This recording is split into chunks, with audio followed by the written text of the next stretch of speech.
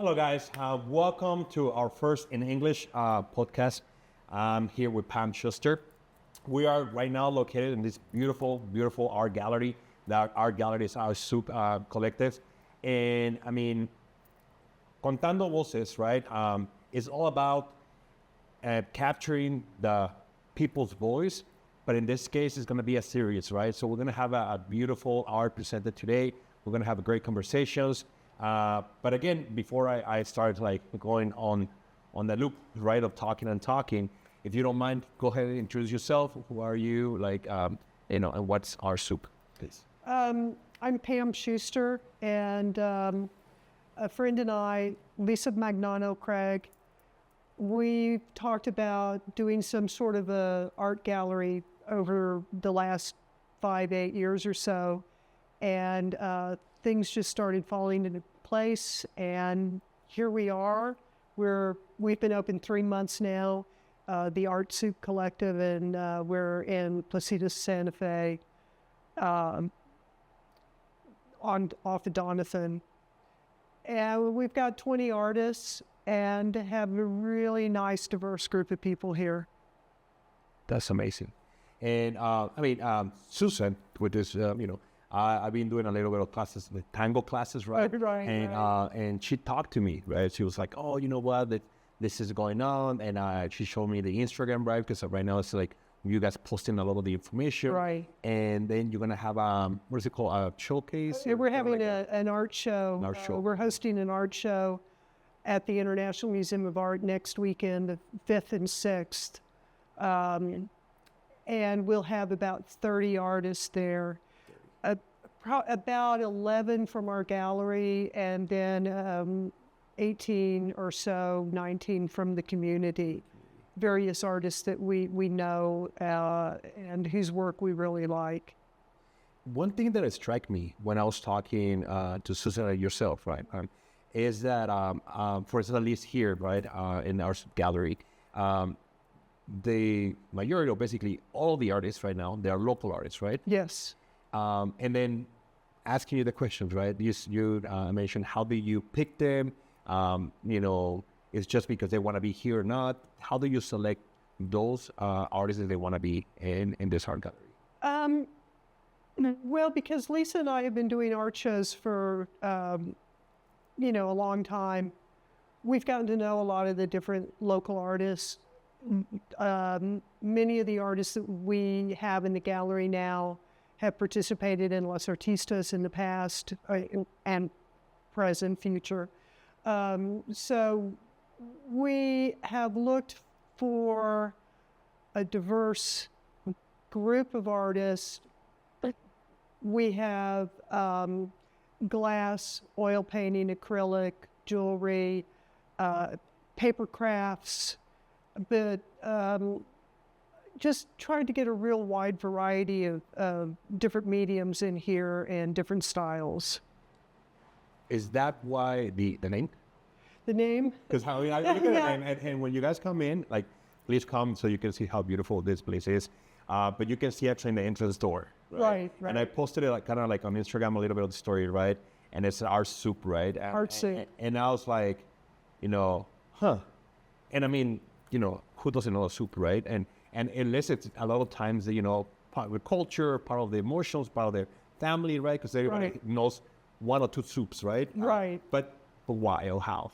Why? I don't know. That's a name that just popped in my head one day, and I figured, well, we're inviting a bunch of different artists to come in, and it's like throwing ingredients together, to make a soup. And so our ingredients are, like I said, a variety of styles, techniques, mediums, and you look around the gallery, and I think it all works together very well. Okay. How do you go? Because when I first actually, guys, I barely met her today. Today. Yeah, and we have a little bit of conversation here and there, right? And of course, as you guys know me, not a lot, right? But I'm not really artistic, right? However, I really respect and appreciate, the forms or any type of forms of art. Now, in your case, from being an artist to, of course, art gallery or like, art shows, right? What is one of the things that it strike you that it was very different?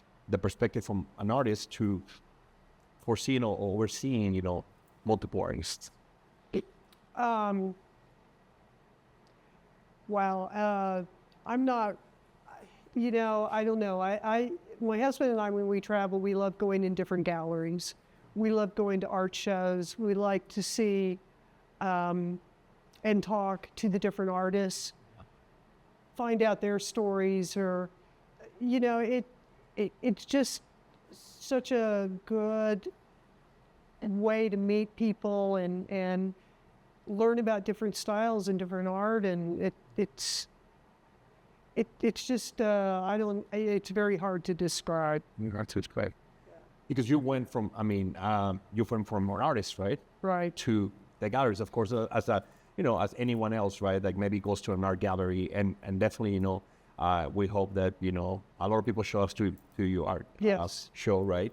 Again, there's one of the reasons that the podcast was created, right? Is to bring more people, more light to the community. Right. The unsung heroes, right? Of the community. But the expression, right? Because what we're saying, every artist have a different expression. Right. And I there's a kind of like a phrase that strikes me on it that is like, sometimes art finds its way to the person, right? To the artist or right. to the people that needs it, right? How you found that, and I think we mentioned a little bit of that at this location you found that seems like everything else was kind of colliding in a way of presenting the opportunity to the right place to the right time. Yeah. This all happened so fast. Lisa and I were both shocked at, I described it as a runaway freight train but everything, a runaway freight train playing Tetris, because all of these pieces had to fall together, and they did, one after another, and the two of us were like, okay, I guess we're meant to do this, because we're both trying to be artists.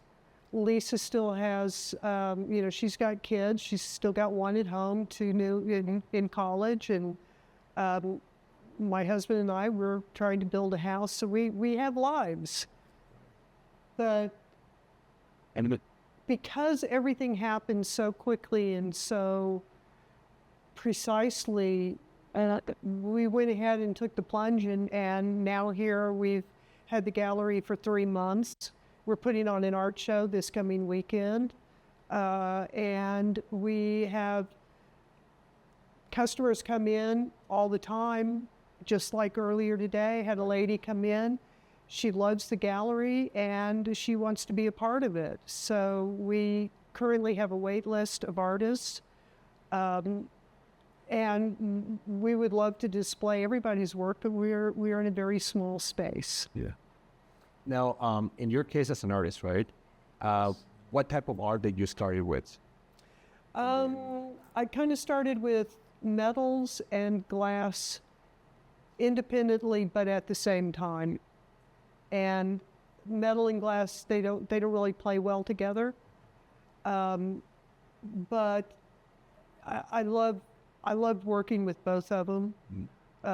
Both of them, in a way, have some similar elements, because you use a torch to manipulate the metals or a hammer to create and make it move and flow the way you want it to go until you're finished with it and it is in a rigid form. And glass is kind of the same way. You put it in the kiln, it becomes fluid, it has its movements, it goes where it wants to go, and once it comes out of the kiln, it's solid and stays in that form until you cold work it and manipulate it again. And then with the jewelry, I like to combine both the metal and the glass in a final piece. Okay. Do you feel that the metal or glass have their own, I won't call it like personality, right? But when you're working with it, of course, it depends on the materials, right? Like right. As you were saying, right? metals, of course, go to from solid to liquid, right? By energy, right? So you put that energy, it becomes a liquid, and then you can manipulate the liquid, right? The same as the glass to a certain Right, and the same as the glass.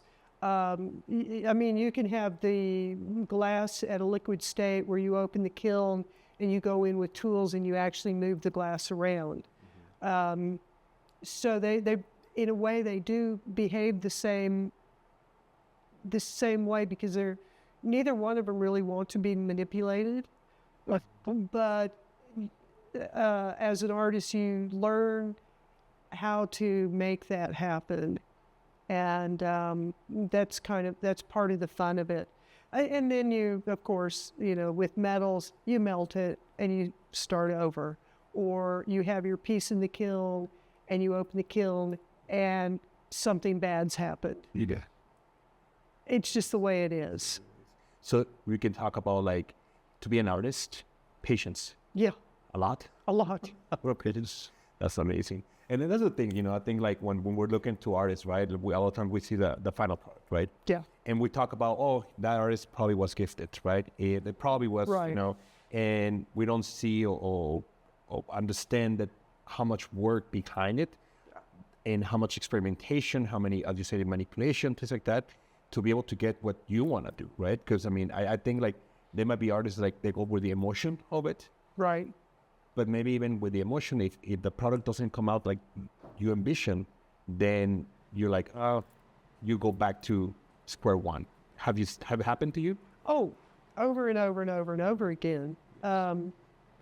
You just have to take a deep breath, Mm-hmm. start over, Yes. and over and over and over. It's and when you're working with metals, well, if you melt, Yes. say, the bezel for a ring or a piece of jewelry, it goes in your scrap pile. You start over again. And one of my little mantras that I'll say occasionally is be smarter than the metal, or be smarter. I'm the human. I should be able to make it do what I want it to do. And that's true, but it's also very difficult. Because I think, like, there's a lot of imperfections, right? I mean, unless you manipulate, like, 100%, against, let's say, like, silver, right? 100% silver, things like that. It has the same, like, composition amount, right? But then if you put any other material, when you put it, like, to, what's it called? What's it called? Sterling silver, 0.925, right? Right. And you take that percentage off by mixing it, right? And then the accuracy to make it certain way, right? Like, because, I mean, we know the silver, like, doesn't tarnish in certain conditions. It can oxidize. There's a lot of things, right? Right. Like, you play Right. as an artist, right?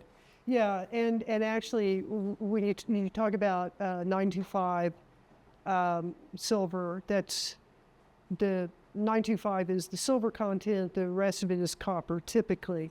I actually work with what's called argentium, and argentium is an element that is one of the most recent discoveries as far as the periodic table goes, and a chemist in Great Britain was tasked to find a new formula. What he ended up doing was he took out some of the copper, added in argentium to the mix, and now you have a silver that is more fine than fine silver.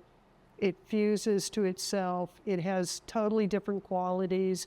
You take 925 silver, heat it up, and a typical thing for silversmithing, you'll see somebody working on metal, they heat it up, and then they take it and they quench it in the water, right? Mm-hmm. You can't do that with argentium. Not right away. You have to let it cool down, otherwise it'll shatter. So we can. But at the same time, if you have a piece of argentium, you manipulate it too much and it breaks, then you just touch the two pieces together, reheat it, and it bonds. So it can heal itself. Yeah. It has a lot of different qualities. And So we said that also then, as an artist, right? yeah, Like, it's also understanding and learning a little bit of, like, the new, I guess, new materials, new research. Like, you Right. can't just stay, well, I mean, probably, right? Like, some artists stay in the same path with They the do. materials. but you have other artists that find new ways to be creative, right? Right. Like I guess evolving in it. On that being said, do you find yourself as an artist, right, that you have changed a lot within the years, or there's things that you still feel the same way since you started it?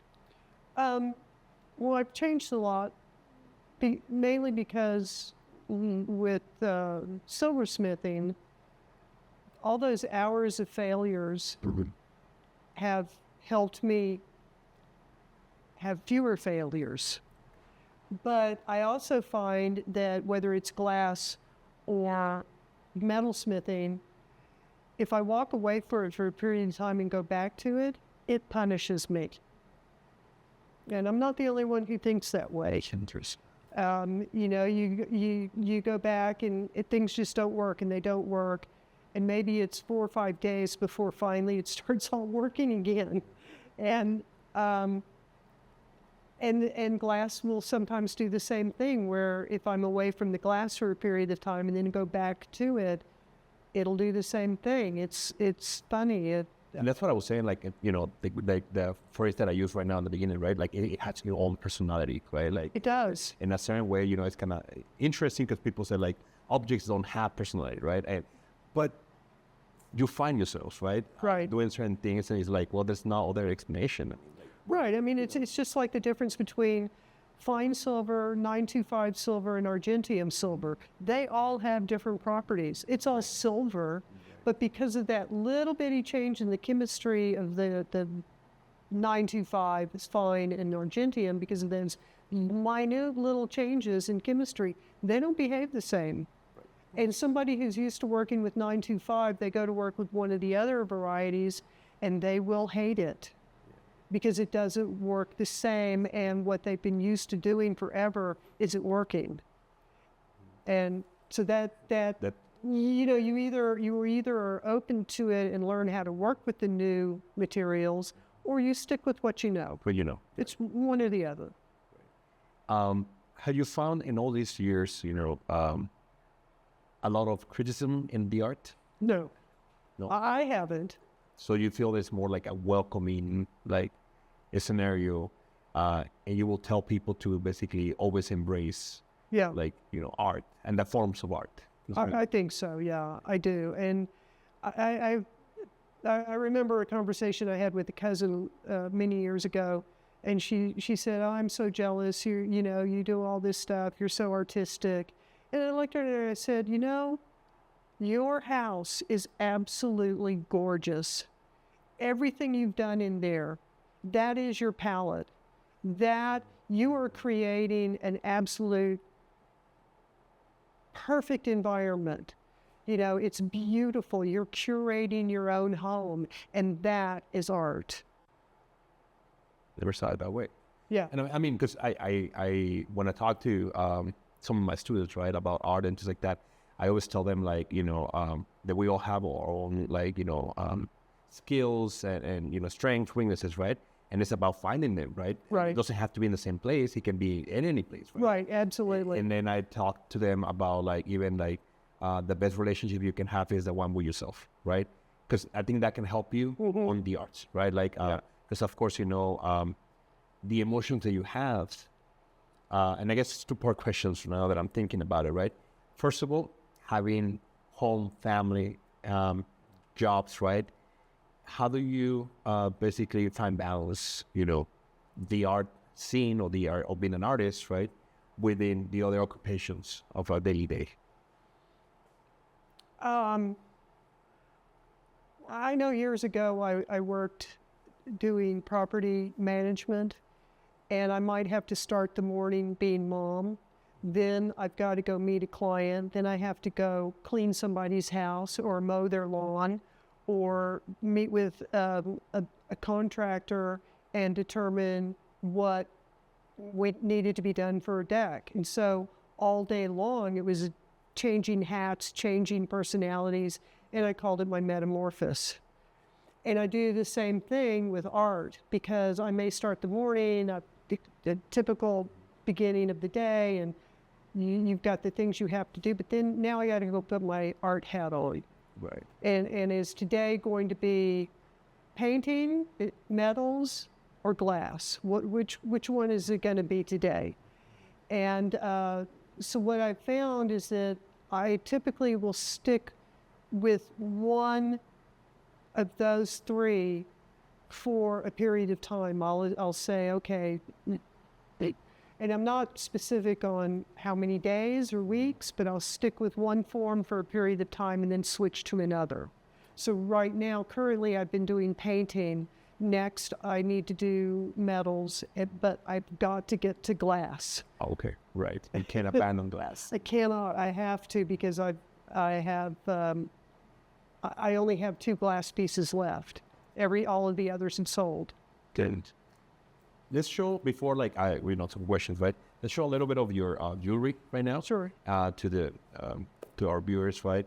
And then we can talk about, so as you said, like the basically putting together, right? Like it's the silver with crystals, right? With glass in a way. Right. And how do you pick the pieces and whatnot? So show us a little bit of anything that you have here for us. We're having a well, so with this particular glass that I have out here, these pieces start just raw glass, and I'll do, say, layers of 4. I'll fuse the 4 layers together, and then I have to get on my lap grinder and I start to facet them, and I go through the different degrees of faceting to where I get to the final piece that is crystal clear. So it goes from this to this to this to,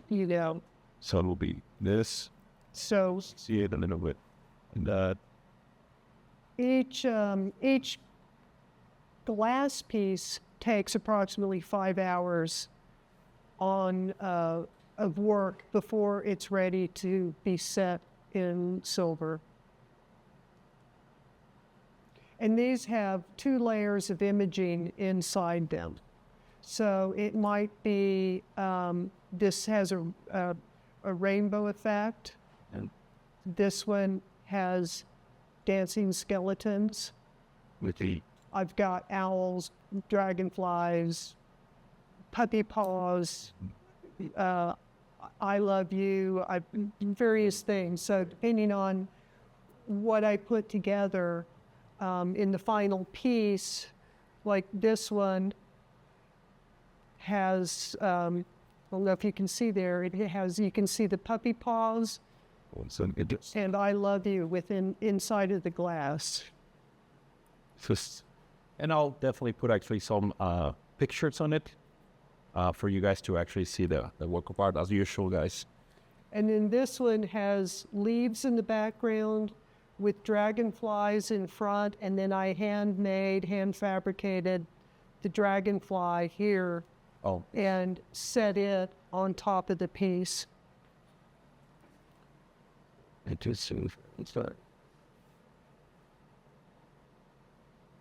Beautiful.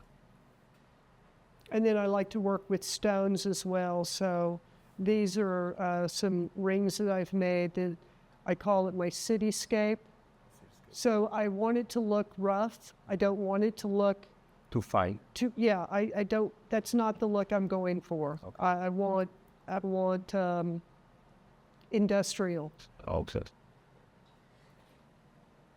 She's color. See. And again, right, I will definitely look into the art piece in a little bit.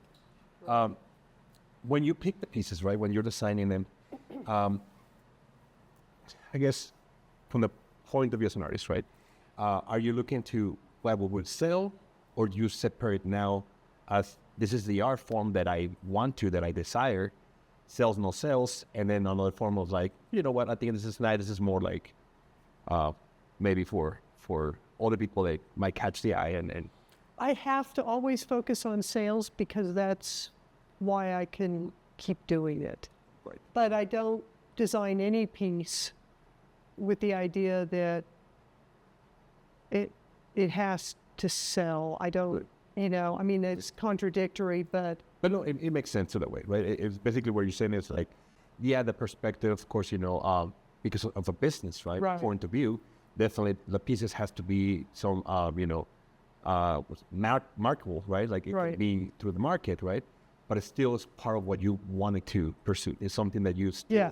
and enjoy. Like I doing. love the faceting. It's tedious. It's awful. I hate it, but I love it because it's just in the summer. My lap grinder that I work with is in the garage. In the summer, I can't do that. I can't be 120 degrees working on my lap grinder.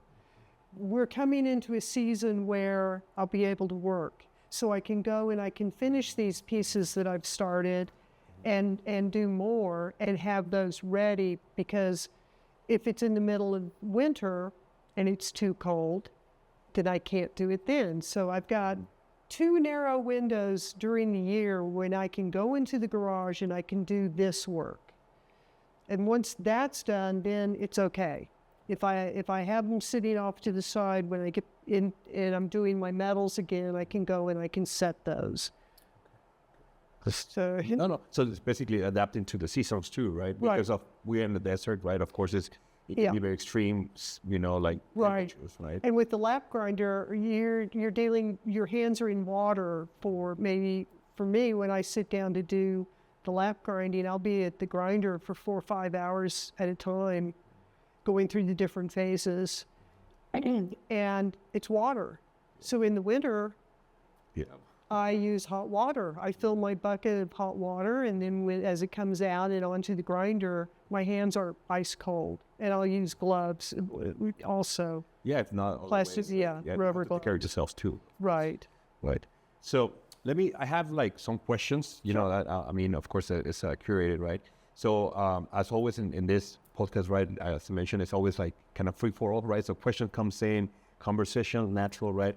But of course, there's some other questions that I've like, oh man, like I want to know this, right? And I mean, Sure. so we did cover some of them already. Let me see one of the questions here. So I think actually one of those was about the gallery, right? So Right. we talk a little bit about like the 2 parts of the artist side of you, right? It's the crystal glass jewelry, right, so far.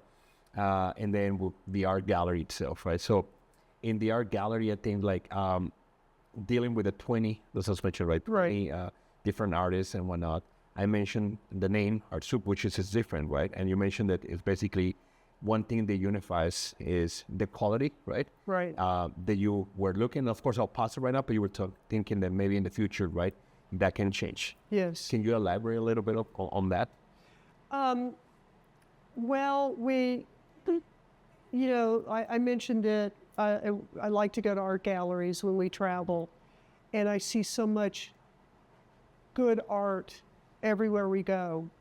For example, we have a very small amount of retail in the gallery, and some of that retail stuff, reach over here, has come from just going and seeing fun stuff, and so, I mean, finding artists. This artist happened to be in Montana, and I don't think we should limit ourselves to only El Paso. If we can reach out, whether it's Albuquerque, Austin, or Las Cruces even, if we can reach out and bring those artists in, then we get, I don't know, I'd like to say a broader reach. And maybe we can find a gallery that we can share our artists with them, and they can share their artists with us. Because I know that actually, of course, museums do that already, right? Yes. Because with art pieces, like, that 1,000 years, right? You have Egyptian art, right? And then you have it in Houston Museum, you have it in different parts, Yes. right?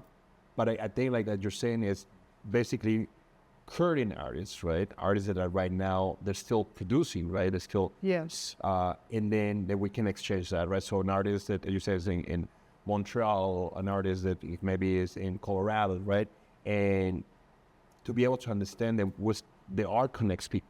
Yes. You know, I mean, it does. I mean, in my my bio, what I have written, and if I can remember exactly, I'm not sure, but basically I say art. I love that art travels through time with someone who picked it and loves it, and they may travel with it from home to home, and then it will go on through generations of people who love that art. do you have any piece like that on yourself? That maybe a piece. Oh, I do. Yeah. I have several at home that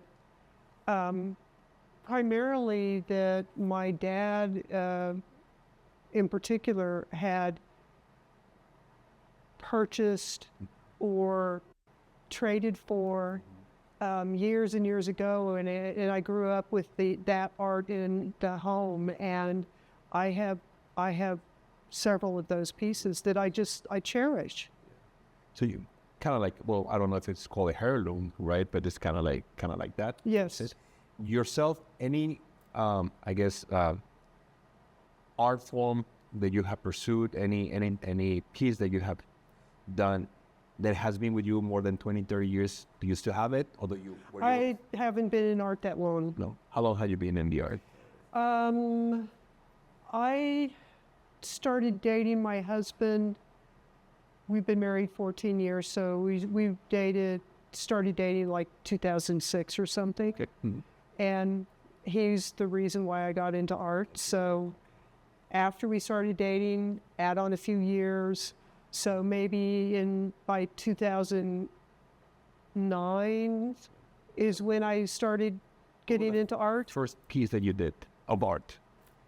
I distinctly recall my good friend of mine up in Ruidoso calling me and saying, "I just got a kiln, come play with me for glass." So I went up there and we played with glass. Neither one of us knew anything about it. And I made a little piece that when it came out of the kiln, she's like, "Oh my God, that's perfect." And it came out looking like a sailboat. And You used to have it. no, I wish I did, but I don't have that piece. And so, you know, most everything I put out there for sale, I only have one piece that I've kept and will keep because it's a large landscape fused glass piece, about 50 hours of work, and went in the kiln like 4 or 5 times. But if you look very closely, you can find a hairline crack in it. And because of that, I won't sell it because I don't want the possibility of it breaking. Break it. So I will not sell that piece. But that's really the only one. Here right now, do you have any glasswork? Any piece of Well, glass? this is a fused glass piece here. And that one, that's probably about 20 hours. And then I have one up above me. And Oh, yes. that, but those are the only 2 glass pieces that, You have- well, I guess I have 2 others, but as far as framed wall pieces, those are the only 2 I have. That's beautiful. This one is. Any work that you done that, I mean, I guess like it's a pride, right? The of doing some work and the art coming out beautifully, right? Yeah. And expressing what you wanted to express and whatnot. Any in particular that you remember that you felt very, very unique or very proud, very like maybe tears come out of that you felt compelled, that you were very thankful that you kept going? I probably every piece that gets finished Yeah. because I know how easy it is to melt a bezel. I know how easy it is to break a piece of glass. Or I spent countless hours on the floor hunting for the stone I dropped. And so there's, There's an emotion in each one. there is emotion in each one. This piece right here, I wanted to fuse the foot to the prong, Yeah, so and the foot kept getting shorter and shorter and shorter. because you keep melting. I kept melting it, and I'm like, and I did it over and over and over and over again, and then I said, that's it, I'm done. I'm going to have to find somebody with a laser welder to do this because you can't put heat to glass. Yeah. So, It will. I mean, and this is before it's set, obviously, but I thought I'm just going to have to find a laser welder that can go in there and just do that really quick and easy with their $40,000 laser welder that I don't have. Okay. And I left the studio, turned out the light, shut the door, took a deep breath, turned around, unlocked the door, turned on the light, went back in, and I got it. You got it. I got it that next try. But that has happened so many times where I'm just like, I can't do this. So how easy is it to give up? It's kind of like that, what I just told you. Yeah, right. I give up, I walk out the door, I turn around and I go back. So the people call it like, well, it's because you're stubborn. Other people is you're dedicated. Yeah, right. So, Take your pick. But I think the most important thing is like in the end, it has proven that if you stick to the art, right? Yeah, The art shows itself. right. Yeah. So It's like, I don't know, when I went back in and I got it on my very first try after going back in, of course I'm late going home. My husband works. I cook him dinner. Well, dinner's going to be a little late tonight, honey. But I got it. And it's like, and like I told you, I mean, the metal will punish you sometimes, or the glass will punish you. It had punished me to the point where it said, okay, now you can do it. But you had to struggle to get there. to get there. Yeah. And I think that's kind of like what people should actually listen to, right? Yeah, yeah. Because how many people give up on the dreams? Right. How many people say, well, you know what, like I wasn't lucky enough, or I'm not skilled enough, right? And you can't give up. You can't, no, if you give up, okay, fine, walk away, you're done. But if you want to succeed, you can't. You have to keep going back to it. You have to. I'm years ago, I taught skiing for a long time. And at the end of the first day with beginner skiers, I'd stand there and go, you learned a lot today. Yeah. You learned how to put your boots on. You learned how to make a wedge and come to a stop. You can turn. Yeah. You learned how to ride a lift. Yeah. Now they're getting really bored with me and they want to go, right? So I keep talking a little bit longer. And then I say, okay, so for every single thing you learned today, you get one pine needle from that tree over there. And what's left on that tree is what you don't know.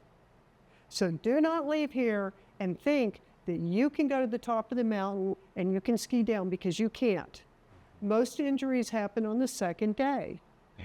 So every pine needle you get, remember that tree is also growing. So you can never know it all, you can never learn it all, but you have to keep trying. And I think that applies to anything, whether it's art, skiing, mechanics, being a CPA, or it doesn't matter what it is.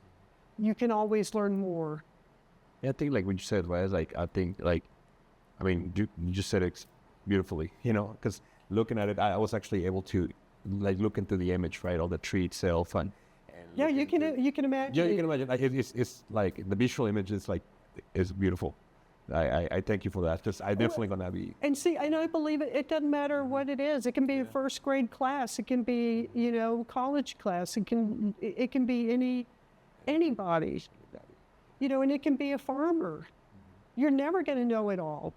Oh yeah, you'd be evolving, right? Everything's changing. It's changing. even as you were saying, right, like the difficulty sometimes of that, even the marketing, right? Like, Yeah. I think it has changed and people are taking advantage of social media and whatnot, right? But I mean, I think like if you don't have the example of Blockbuster, right, or things like that, right, of companies that have gone, bankruptcy, right? Right. Because they don't adapt to the new forms, new ways of like, Well, and one of our goals here in the gallery is to have it. We've modeled it to have short-term rentals so that people are locked in to being with us for a long period of time. Maybe they're not happy with us. Maybe we're not happy with them. Maybe we want to rotate out, bring somebody new in, and be able to then bring that same artist back in again. And the worst thing for me is to, like a store, go back a year later and it looks exactly the same. Right. We don't want that to happen. So we're only 3 months in. We haven't rotated any of the artists around yet, but I believe that we will do our first rotation after the first of the year. in the first year. Yeah. So, can you tell us again, like the location? 5024 Donovan, Suite 6. It's in Placita, Santa Fe, directly across from the Magic Bistro. And we're open Wednesday through Sunday, 11 to 4. Okay. And then you said that you guys have an art show coming up in October. Yes. 6th? Next weekend, October 5th and 6th at the International Museum of Art. We will have about 11 of our gallery artists, and the rest will be artists from the community who we know and we like their work. And so we've invited, it is a by invitation show.